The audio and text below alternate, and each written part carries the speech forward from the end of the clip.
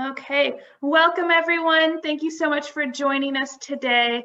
We're going to be doing our webinar today with Larry Jo Edwards, and she's going to be talking about nature journaling. She's going to get started in just a moment. Before we get started, I'm going to do our land acknowledgement. So I am currently working in Austin, and as such, I'm on the ancestral and unceded land of the Tonkawa, Cherokee, and Sauna people. Our ongoing colonial presence on Indigenous lands compels us to take action now to counteract the effects of colonization. The work we do through the TCIN network is one small step towards that effect. I'm going to go ahead and put a couple of links in the chat so you can learn more about land acknowledgements. And other than that, I'm going to kick it over to Larry Jo and have her go ahead and get started. So thank you so much, everyone. Hi guys, so I'm Larry Jo Wallace Edwards, and I am in Corpus Christi, Texas, and we are Curricular and Tonkawa, which have merged into Apache. Our indigenous peoples are no longer with us. They either were forced south and became part of the Apache tribe, or as far as we can tell, the last tribe member passed away in the 80s somewhere north of Beeville. So that's kind of where we live, or where I live, down here in the South on the Gulf Coast. And today we're going to learn a little bit about connecting kids and your own families and adults to nature through art and writing. So let me share my screen and we'll go through a few things. And then we'll actually do some activities. So if you will grab some paper and a pencil that you're willing to practice your art with, and I use the word art very loosely, so it's okay. Sorry, it went to the wrong side of the screen. Let me try again. We are going to share this screen. I'm going to start here.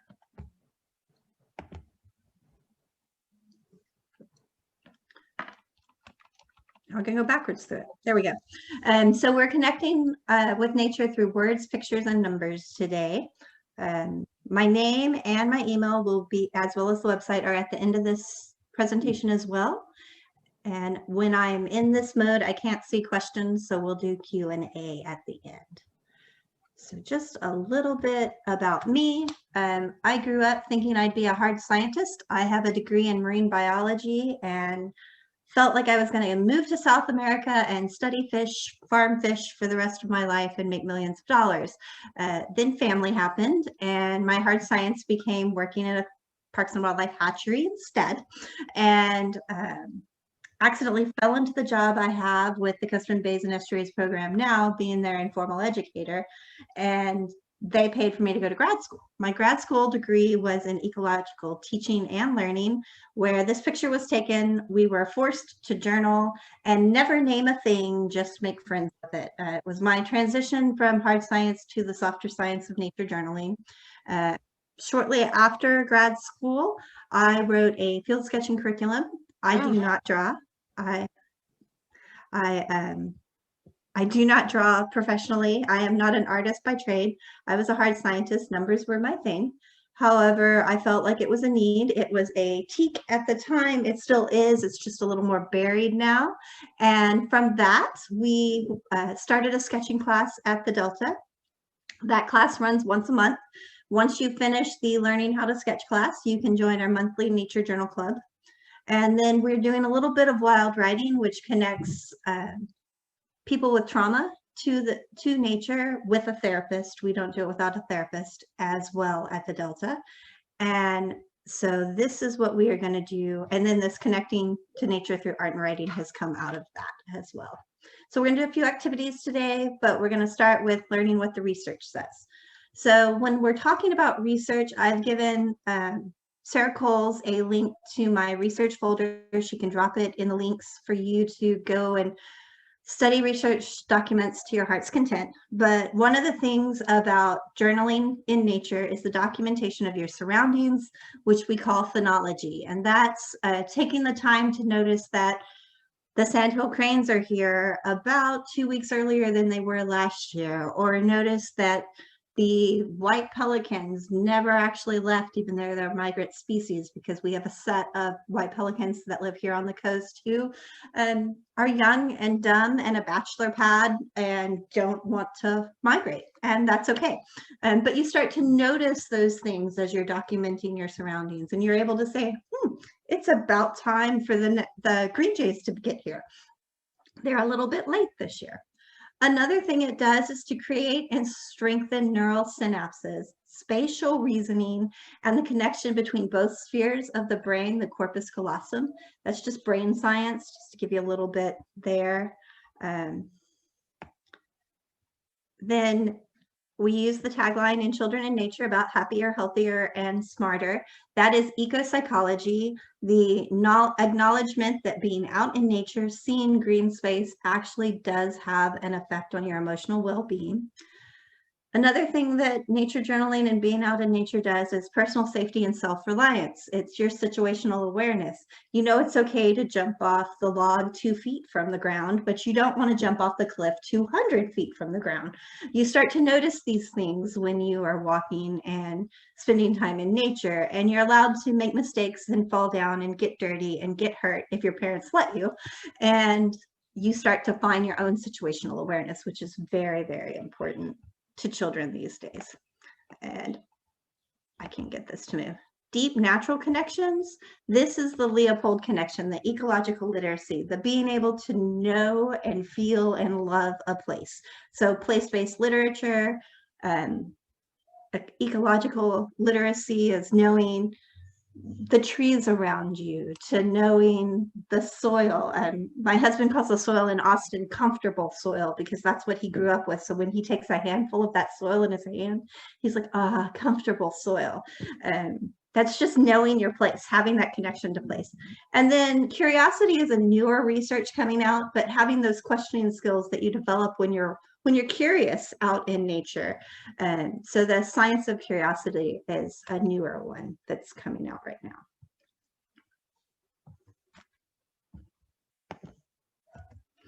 So when you're doing nature journaling, you will use prompts like words, pictures, and numbers. The prompts I use most often are I notice, I wonder, and it reminds me of. I'm going to turn on my DocuCam so we can see a feather, and we're going to go through those prompts real quickly. So let me stop sharing this screen and switch you. My DocuCam came unplugged. Sorry, guys, technical issue.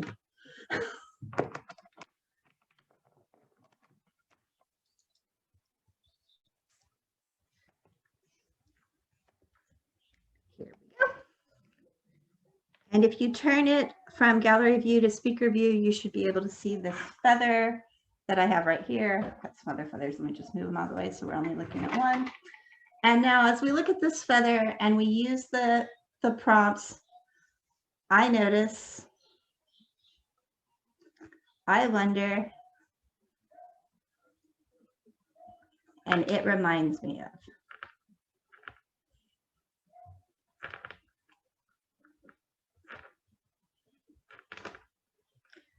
And I am going to give my little feather talk here. This happens to be a guinea feather out of my neighbor's backyard. Don't go out and collect feathers out of nature, because if it is a migratory bird, there are some fines for that. So we want to make sure that you know where your feather comes from and it is indeed a resident bird. And however, if you're doing this with kids and you want to just talk about feathers in general and you go buy some craft store feathers, they can tape them in here. Otherwise, I would have them draw this feather and not tape them in there. So trying to see my screen. So as I'm doing, I notice, I wonder, it reminds me of. Go ahead and turn your mics off and tell me some of the things you notice about this feather. Just popcorn it out if you see something. I notice it goes from polka dots to stripes. Polka dots to stripes. I'm gonna try on a new skateboard. We have someone put spotted in the chat. Okay. What else? The spots aren't random, they're lined up. Lined up. So I'm going to write that beside it. Not random. What else? It looks. It's It black looks. and white. I see. That's what I was gonna say. Did someone beat you to it? I'm sorry. It's okay. Yeah, I was gonna say that it looks black and white. Anything else? Feather looks worn. It looks worn. It's probably why I found it on the ground. Big. It's big. Is that what I heard? Yes, big. All right. Now, what about I wonder? Do you have anything you wonder about this feather? I wonder what the bird looks like.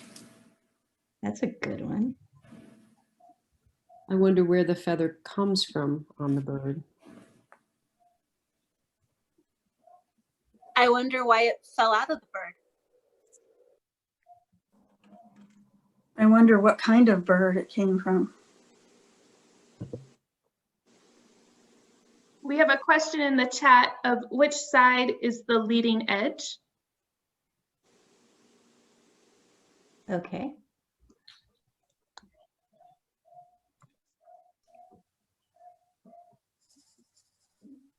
Got here how far it can fly without that feather. Hmm.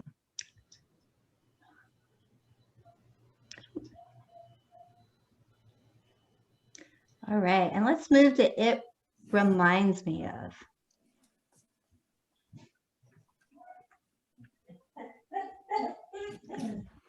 So somebody just walked by my window. If the dog barks, that's what's going on. Sorry, guys. She seems to be whiny right now. Okay, so it reminds me of. Anybody got on it reminds me of? Snow, It can be. What'd you say, Tamara? snow falling. Snow falling. A piece of Native American pottery. We have in the chat, it reminds me of wind. Ooh.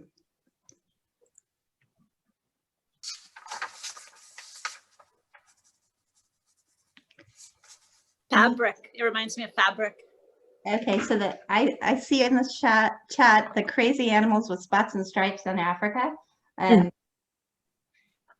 Crazy spots and stripes. Things of African culture designs. Africa. Yeah. And I heard one that I know I've missed. Did I miss Oh, I somebody? said it reminds me of fabric, Fabric. like a print on fabric. Like a batik. Exactly. All right. Quilter. So just in a few minutes, we've completed our very first nature journaling page. It's got lots of words. When I sketch this feather, it'll have a sketch of a feather right here. What is it missing? I said words, pictures, and what? Does anybody remember? Oh, numbers. No numbers. There are no numbers on this page. Does this mean I'm a failure as a nature journaler if I didn't use numbers? Never failure. You're never a failure. That's right. So in this case, I could easily just measure this feather and put a number. Let me start with the 1 and not the 30. Put a number right beside it. So we can say that this feather is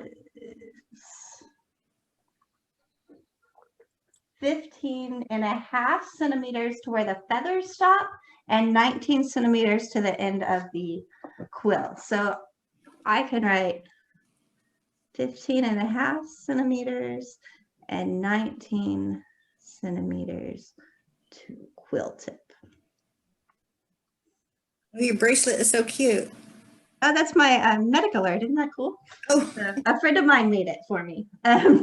So yeah, so now we have a page with everything. If I were, that obsessive teacher who had to grade it, I could say, oops, it's got all 3 things I need and we are good to go.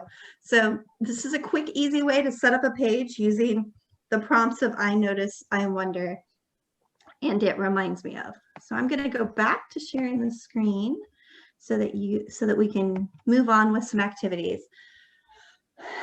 So the art activities I'd like to do are gesture sketches and mirror images. So does anybody know what a gesture sketch is?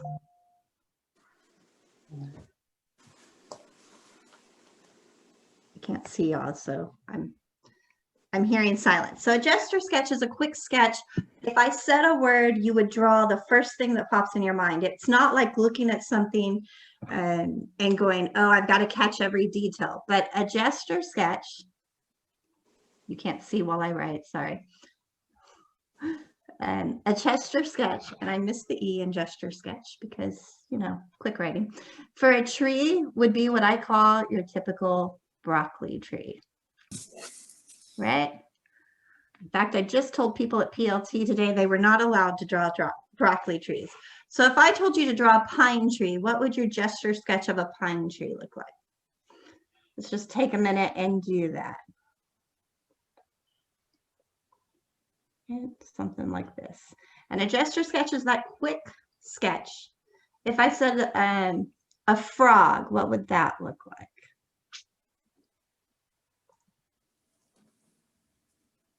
I don't know why this is what every kid draws for a frog, but it is. I don't know why they don't have other parts besides eyes, but this is what kids draw. When I ask them to draw a frog, I think it's cute. But if I told you to draw a cat, like a lion or a tiger,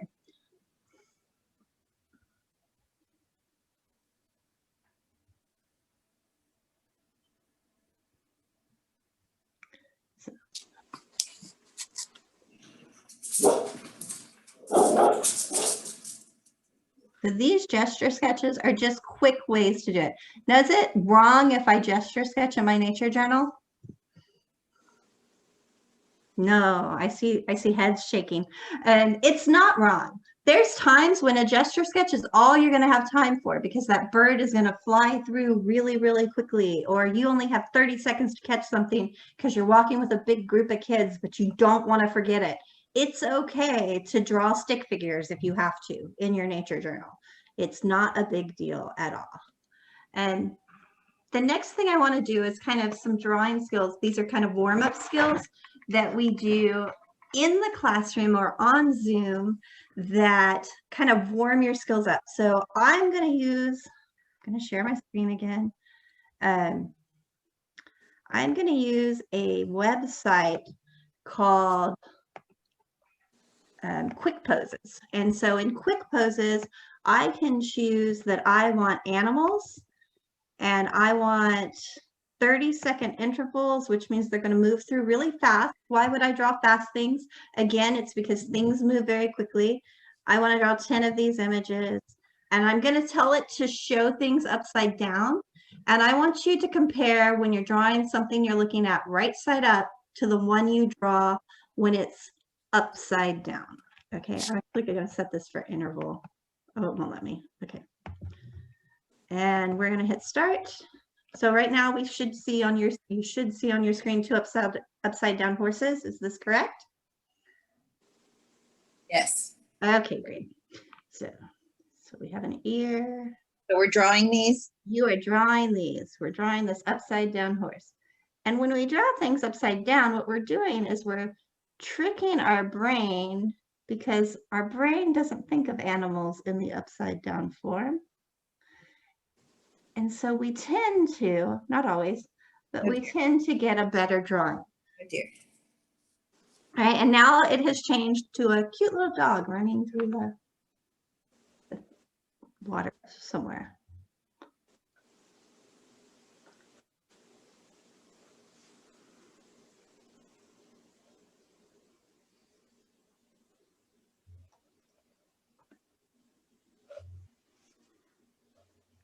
I don't know what happened, but his nose didn't end up right.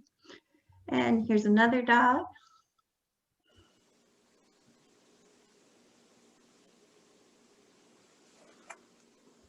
And at any point on this, if you're using it in the classroom, we can pause it and it goes away so that you can talk to kids, just so you know that that is an option.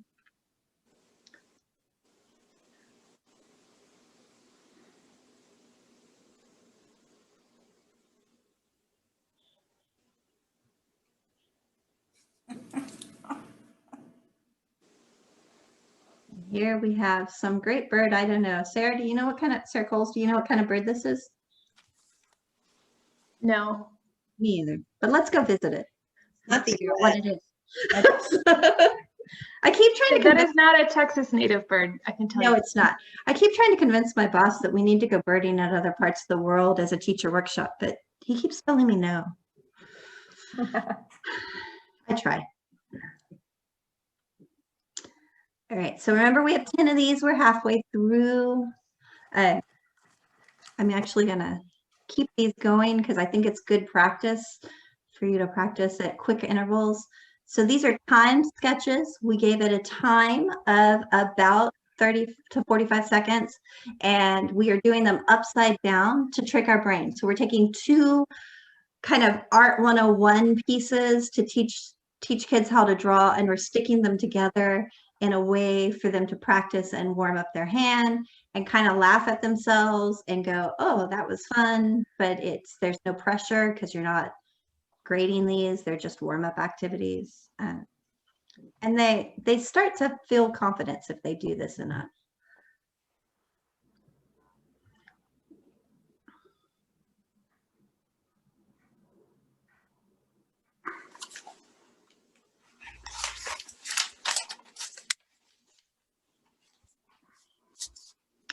Ooh, the upside down butterfly. I want you to notice that the 4 wings of a butterfly are not the way we think of them normally as all spread out. Those top 2 wings overlap the bottom 2 wings. So you think of them as a single triangle instead of those like big loop butterflies we normally draw of like the letter B and then a backwards letter B, that the wings are actually more of a triangle. It makes you like a professional butterfly drawer when you notice things like that. Oh, this cat with her piercing blue eyes. I don't know if it's a male or female cat. I just decided.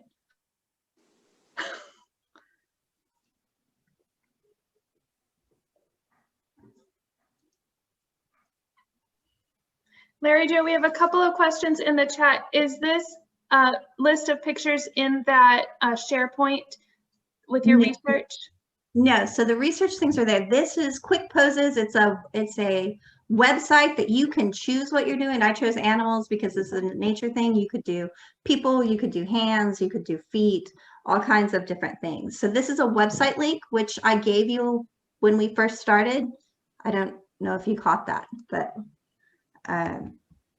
I'll send out an email after today's workshop, and I'll make sure it's in there for everyone. So you sounds great.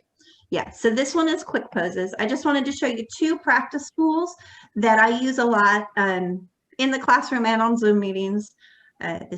Actually, I saw this in real life in Goliad on Friday, the bird that had hit a window and fallen dead.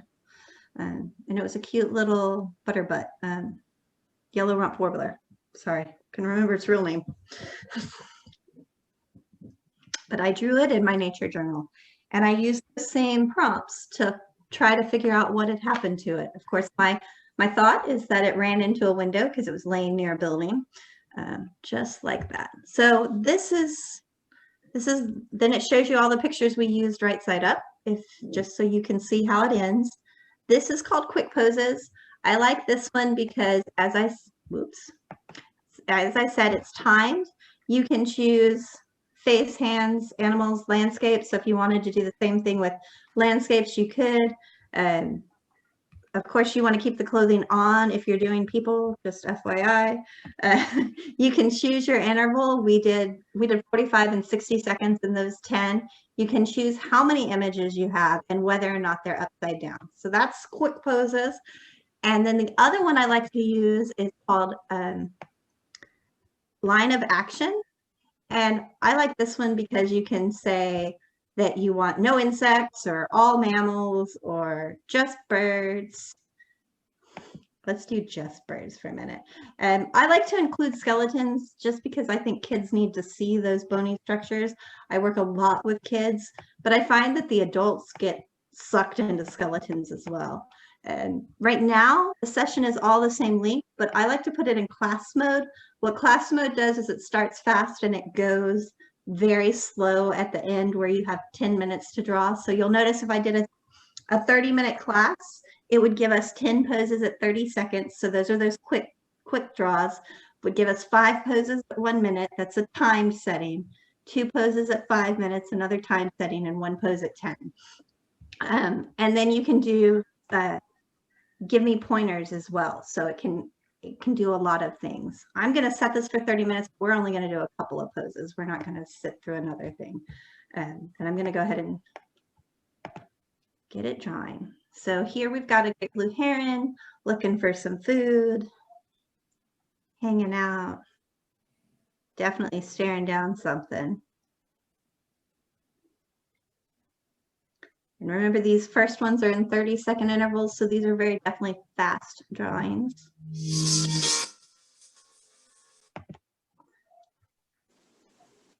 Ah, chicken.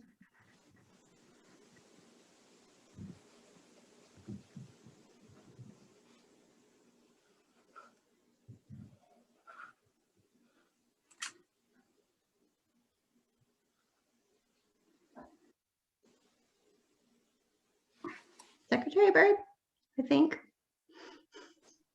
I believe so, yes. Saw those in Africa. Did you? That's cool.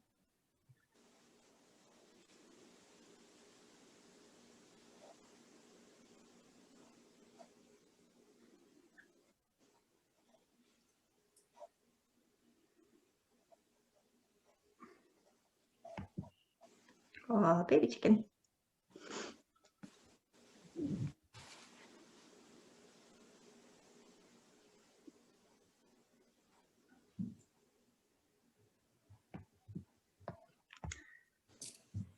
We're going to end on this one, give you a little bit longer.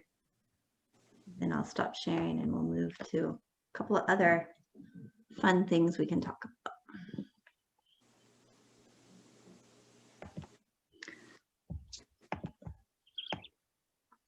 All right, does anyone want to show me their drawings?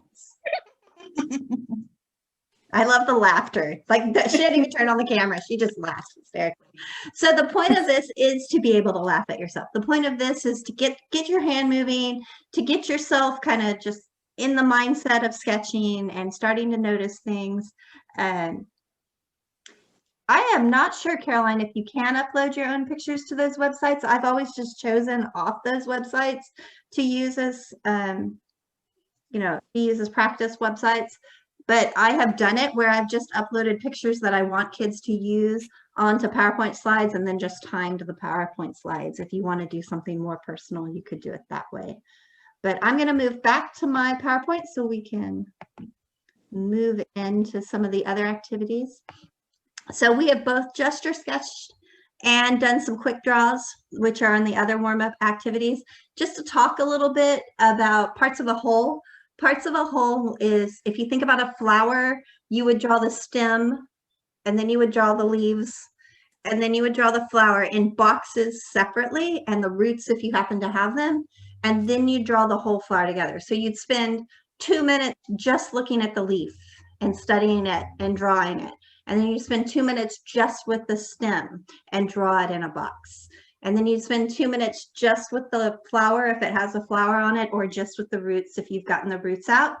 And then once you've spent all of that time with the pieces, your whole picture should be much better. So that's just another way to warm up your observation skills. Drawing a mirror image would mean if I held this, I'm trying to get it right at the camera.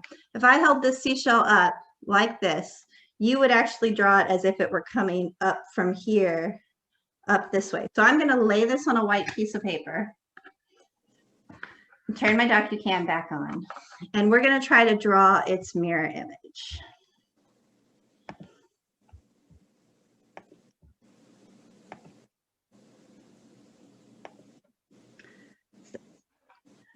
If I let it here, then here, then its mirror image would go,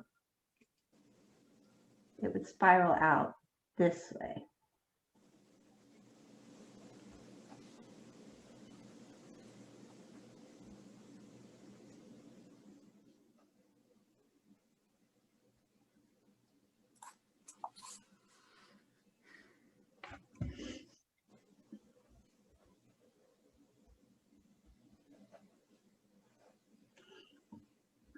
So when you're drawing the mirror image of something, your whole goal is just to look at it in the opposite direction. What kind of pen am I using? This is a simple Sharpie, just your basic Sharpie. But if I am working in not my practice nature journal, which is what this one is, this one sits by my computer for practice, I use Faber-Castell's Pitt pens, which are artist pens. These are permanent India ink, and they come in every color under the sun in about 3 or 4 different tip sizes. So this one happens to be a brush tip. So when I use it, it makes like really wide lines. And just to kind of give you an idea. But 90% of the time, this is what I journal with. My regular non-photo blue pencil when I'm laying down what the basic shape is, and a mechanical pencil of some sort.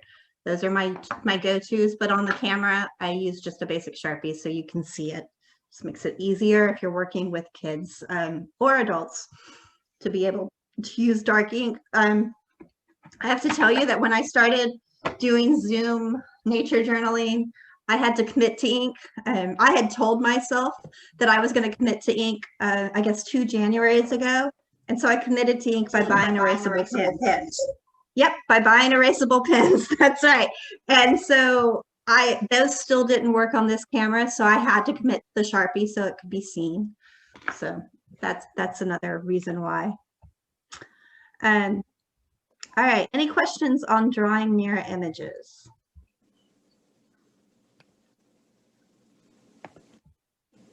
All right, we're going to do some writing activities tonight. So now that we've kind of done some warm-up activities and some art activities, and we're kind of comfortable there, the next thing are some writing activities. So again, we're going to experience a small piece of nature. I'm going to switch what I'm using from that small piece of nature to, let's see, let's use this.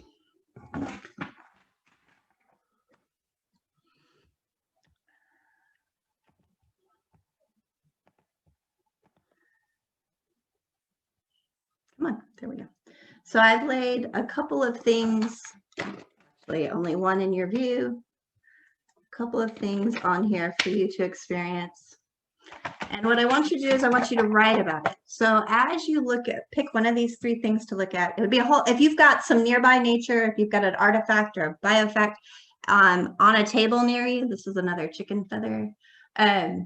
You can use something in your nearby space as well, but experience, look at it, feel it, observe it, write as many descriptive words and or phrases as you can about this piece of nature.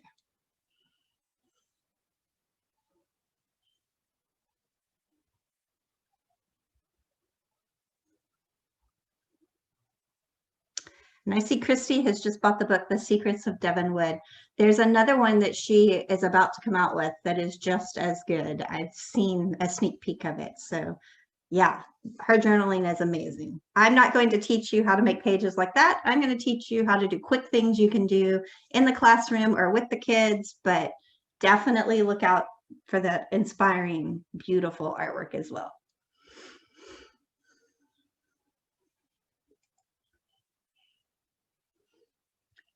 All right, now that we've made some adjectives, maybe some feelings. And I know that you can't touch the stuff on the screen, so I'm not talking about smoothness, but those, it reminds me of quotes like this lettered olive right here, just to kind of make a connection for me. My sister and I found on a beach in Mexico when she took me for my first international beachcombing trip. I was like 11 years old. So this, like the feeling for me is that connection, that time with my sister that shows up. And some of these pieces I got from other people, so I don't really have a feeling for them, but it might bring up an emotion, and that's okay to write emotions in your journal.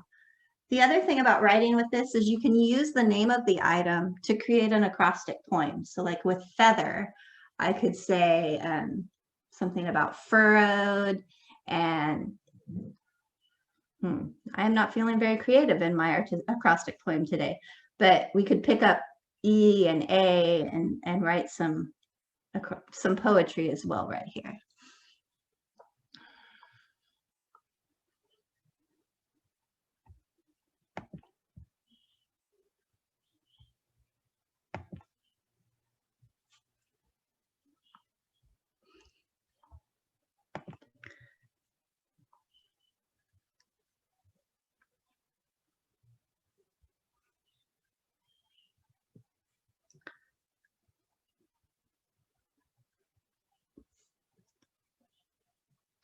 I'm not sure who staff is, but have a great day.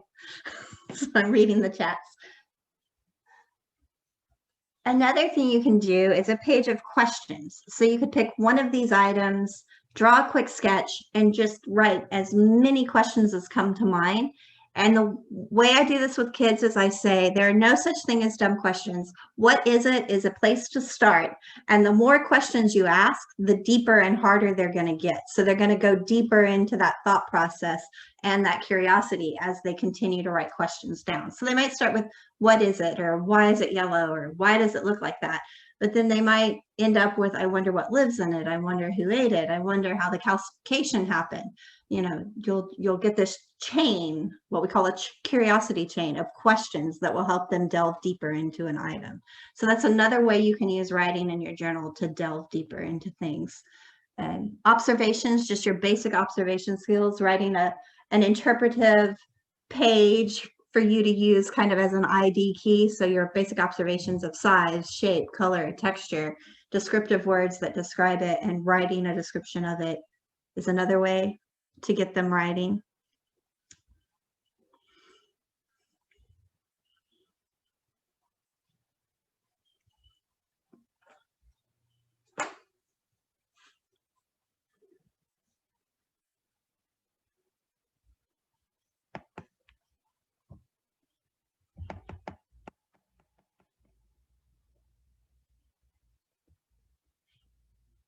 And then reflecting. You can take a walk, and at the end of that walk, you can have them open their journal and reflect on what they saw or heard or felt or anything about the walk as you go. So these are all just ways that they can get some writing. We know that kids aren't writing enough. We all write, even ourselves, in text lingo, so we can't spell very well anymore, things like that. But these are just ways to get them moving. I'm going to go back to my slides, and I want to talk a little bit about how you can use this in the classroom. What are some of the ideas that you're coming up with? So, how do you incorporate this where you are? Do you have an outdoor garden at your classroom? Do you have a place you can go outside and journal? Is there nearby nature? What are you going to take from this class and use? You can go ahead and unmute yourselves and kind of popcorn share.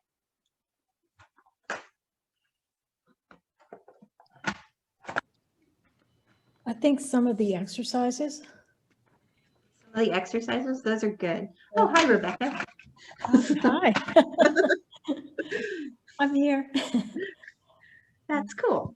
And so, yeah, some of the exercises. I know that Rebecca works at a wildlife refuge a lot and does some journaling out there. So these might be ways to, when you have larger groups out there, to get them warmed up and ready to go. And even yourself as an artist, just to get yourself warmed up when you're not feeling it, but you know you have to do it. What else? Does anybody else have a way they might use it? Yeah, I'm with the library, and I can definitely see us utilizing this in, this time where we have a hard time connecting with our kids in person in nature. So I love the options that you gave us, where if you can't go out in nature, hey, we've got a few things for you. Yes. We've also got some of our locations, some have great nature and some are in parking lots and that's all they have. So realizing that even if you don't have nature around you, we can bring small bits of nature in and engage kids that way. And also just, nature deficit, just any chance to get our kids outside. This is a fantastic way to help with that. That's right. It is a great way. I love doing nature journaling with libraries. We do a lot of story time / nature journaling. I read things like Keeper of the Wild Words or any of the Bird Baylor books, Everybody Needs a Rock, The Place Where Rich People Sit, all of those books. And I'll read them to the kids, and then we'll give the nature journaling activity to go out and find your rich people place and sit in nature journal about it, or find yourself a rock and draw a nature journal about it. Or Wild Words, the Keeper of the Wild Words, we take a trail hike and we find all the wild words we can. So that's just a writing activity. We're just collecting words in nature. That's a great way to use it. Is there anything else that kind of has come to mind as you've done this?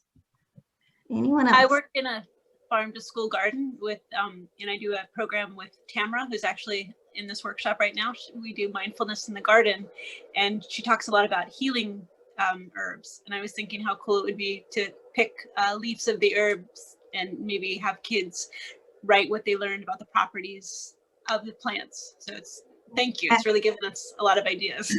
I actually have a parent of some kids that do nature journaling who has just finished her herbologist degree. And that is what she just asked me. How do I nature journal all these years? And so I've gotten to have so much fun going, I don't know, what does parsley do? And she's like, and it's good for your kidneys. And I'm like, great, let's write about it. So I'm learning along with her, which is fun. Anybody else? I'm really looking forward to using this with my staff to open up our staff meetings that are on Teams. They can get really stale sometimes. And so to have them kind of think, I really like the drawing the animal figures for 30 seconds, because I found that it's impossible to think of anything else while you're doing that. So it's a good way to kind of just like reset and get our creativity going. Because right now, it's extra hard for us to think of creative ways to serve our community. And I just think this would be a fun way to kick it off. Yes, when we met in person, and my staff was required to go outside and do a 20-minute sit before every staff meeting. And that's been the one thing that we lost going virtual. And so I started doing the drawings as well. It's a great way to reset. That's a good way of putting it. I like that. Anybody else have something that they see incorporating? Larry Jo, we've got a couple in the chat. Excellent. I can't see the chat when I'm sharing my screen. No problem. I'm willing to read them to you. Excellent. We've got Stephanie put, the fast-paced drawing exercise has convinced me that I don't need a ton of time to have kids incorporate journaling during our boardwalk tours. Right. I like that. Eric has, I see it as a way of developing literacy and observation skills. And then in parentheses, another librarian. Another librarian. I like that. Yes, it's amazing. And there are so many books in the library on nature that you can use as a jumping off point. Are there any more? There are. So Melissa put, an activity for my kids when we go camping or fishing to keep them relaxed and engaged. Ooh. So I noticed when y'all were all getting online that there are a lot of people from the Austin area. Don't let me forget to talk about the upcoming in April nature journaling retreat in that area, because that might be fun for some of y'all. Speaking of camping and nature journaling. Are there any more? And we just had one come in from Jamie. I love the parts of a whole drawing to have students really look carefully at the different parts of plants that we may find on a hike or nature preserve. Yeah, that really does make connections. I thought it was silly the first time I did it with kids, but it's amazing. And then lastly, Victoria put, it's a good transition activity between stations on a field trip. Mm-hmm. That's a great way to use it. I've never thought of that. I might have to incorporate that one myself. All right, so here are some of the books on nature journaling that may get you started. I just wanted you to see a few. All I did was like pull a few off my shelf and take a photo. There's nothing really exciting. If you want writing prompts, the book at the bottom, kind of in the center, called Writing Wild, is great for writing prompts. Those are the prompts that we use with a therapist when we have trauma-induced children out there, though. I will give you that caveat, but there are some not so kind of spicy ones as well. This On the Nature Trail and Beach Rock are great for young kids. anything by John Muir Laws is amazing. That's the drawing birds and the nature drawing and journaling. And I know that we have a free link to his newest book that Sarah's going to drop in there for you as well. Keeping a nature journal is another really great one that I use a lot. So just to kind of give you an idea. And here's a project I did with my kids. This is called the Sketchbook Project, and they actually give these sketchbooks library numbers, and you can, sorry, the mailman's coming, and you can go to the library and to the online library. I've got both links at the bottom of this, and look through the journals. So every kid did a single page. So you'll notice a butterfly wing and the hognose snake, which is actually one of our animal ambassadors. I love the roly-poly. I just think it's the cutest thing ever. And the bald eagle, he's a little disproportional, but Joseph was 8 years old when he drew that after 7 months of sketching class with me. So just to show you what can be done by kids, all of these kids have gone through the 7-month sketching class with me, and I buy one sketchbook per family, and the family puts it together and then gives it back to me, and I send them in and put on the sketchbook project. So we've got,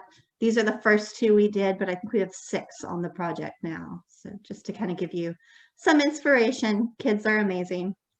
And here is my information. If anyone needs to copy it down, my website is innernaturalist.com, and you can reach me at yourinnernaturalist@gmail.com. And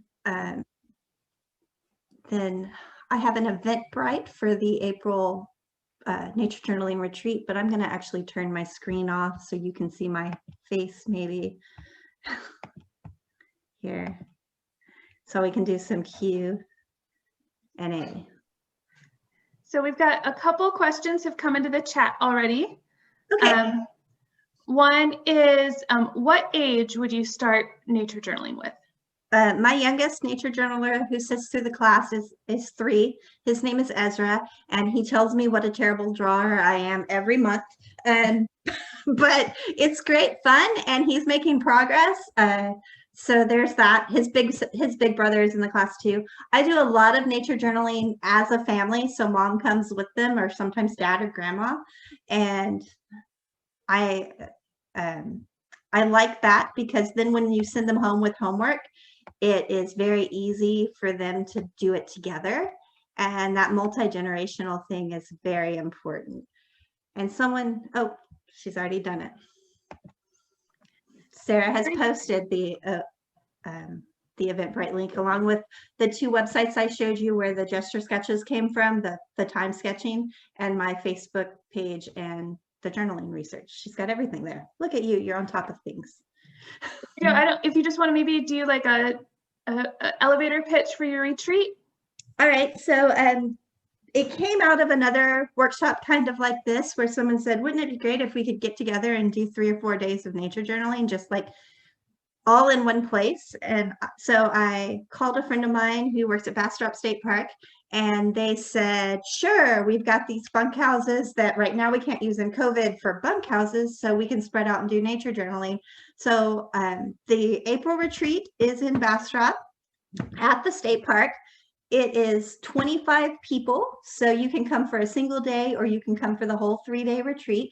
We will do half a day in class where I'll be teaching, well, not just me, some other great nature journalists as well. We'll be teaching you some tricks of the trade, and half a day in the field on a field trip where you will get to practice just on your own, and we'll come back together for meals. You do have to provide your own campsite or drive yourself back and forth to Bastrop State Park. But other than that, the $75 for the 3-day retreat covers your nature journal, and you'll have your choice between a brown papered craft journal and the John Muir Laws newest journal that's come out. It's got 3 types of paper in it, which is a good beginner journal. Or actually this one that I'm using is by Roseanne Hanson. And it's got these great like how-to pages in the front. So I'm giving, for those who are very, very beginners, some journals that are easy to use for, this is the name of that journal in case you need it, case you don't want to come and get it for free. But those are options as well. And we're gonna have a great time. And if it runs beautifully, we're gonna do another one in October at Lake Mineral Wells. So if you live in the Dallas area, still check the Eventbrite website for that. It will be coming later. And I do Field Notes Fridays, where on like this Friday, you can drop in at 1:30 on my Zoom and we'll give you another just mini lesson. So it's just one quick lesson a week. Were there any other questions, Sarah? Thanks. Just a question, if you could share the names of the books. And what I'll do, I'm recording today's session, and then also I'll be sending out a follow-up email. So I'll try to get those all in a list in the follow-up email for everyone. Yes, and you do have my PowerPoint, so they'll have the photos of all the covers as well, because that's in the PowerPoint. Yeah. Any other questions for Larry Jo? I have a question. Sure. And maybe this can go in the follow-up as well, but other things, Larry Jo, that you think like could be helpful as far as like your DocuCam, you know, because a lot of us like you are now doing things on Zoom or on our Facebook pages for work and things like that. Like any type of like technology type of things that we should consider. I mean, I know for me, we have a grant to, you know, to get more technology so we can reach more, you know, since we're not having in-person student field trips. So right. Anything that you think might be helpful or that we should consider, you know, purchasing or exploring that, you know, that might be good to kind of see some things, or even any other, you know, of the people here on this Zoom or Sarah may know too, some things that we might could look at purchasing. Yeah, so this is actually a very cheap Aver DocuCam. I mean, I paid less than $100 for it that I'm using right now, and I've got it on Amazon. If you were going to invest, I would invest in one that has the ability to take a book and lay it flat, so that if you have a rippled page of something you want to use, it will lay flat. That's the one thing this one doesn't do that I wish it did. And the other thing is, if you're doing it online, make sure you're using a really dark pen, not pencil, because it's really hard to see. And to have a ton of what I call museum in a boxes. So I have so many of these sitting around my house. My husband thinks I've become a hoarder, but I've brought nature in so that I can teach it this way. I'm doing this from my living room right now. When I do this on Friday, I am often sitting in my front or backyard so that the nature is literally in the picture with me of whatever we're doing. But in order to do that, you need really good Wi-Fi. I actually had to up the Wi-Fi in my house to a whole new magic setup that Spectrum sells so that I could do it outside. So there's some things to think about, and I will make a list for Sarah Coles to put in that follow-up email as well of some of the other things that my Nature Journal friends who are online have said, because we've got a kind of a Google Doc going, so I'll send you that, Sarah. Thanks. Are there any other questions?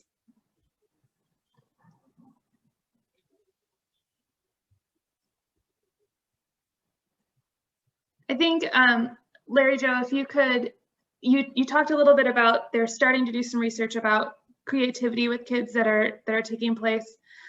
If you want to maybe touch on some of the observations you've made from having done this for a few years, with how kids have grown through the process of your nature journaling classes? Yeah. And so when they asked me, when the parents asked me, would you teach my kids how to draw? Because that's actually what they asked me. I laughed and I was like, okay, let me think about it. And so I made the program as hard as I could. I required them to come to class once a month and commit to all 7 months.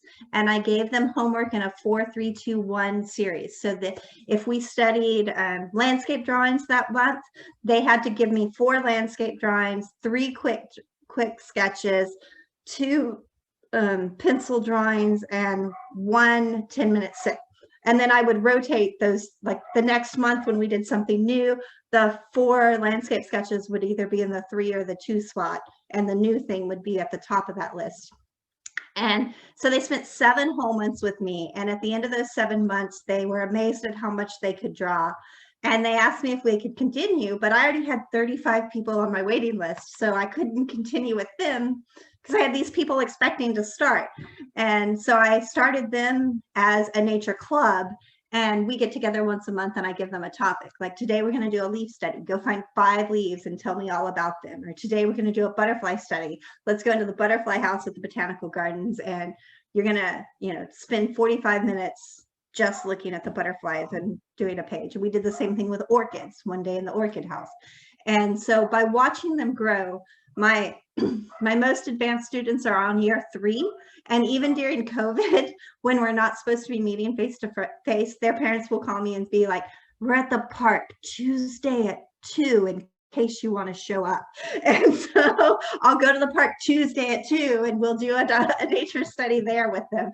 So it's fun to watch them like really be engaged. And my 6-year-old that's in that class, she is the first person in her family to fill a whole page when she does a nature journal. Like she will color from corner to corner and top to bottom because she's been in it for 3 years. So she started at 3 years old. And her brothers are still one of those that would rather write more than draw, but they still get everything they need. So it's really great to watch them progress through. And it is about a habit. We call this pencil miles. The more time you put in it, the better you are at it. Did I catch everything you asked, Sarah? I think so. And then Laura asks, where do we find your Zoom, your Friday?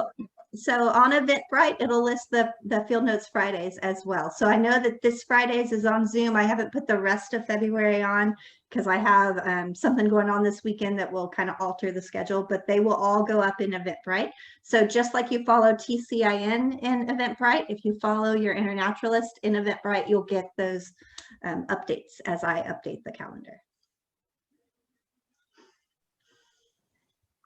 That's all the questions I have. Oh, yep, that's all the questions I have in the chat.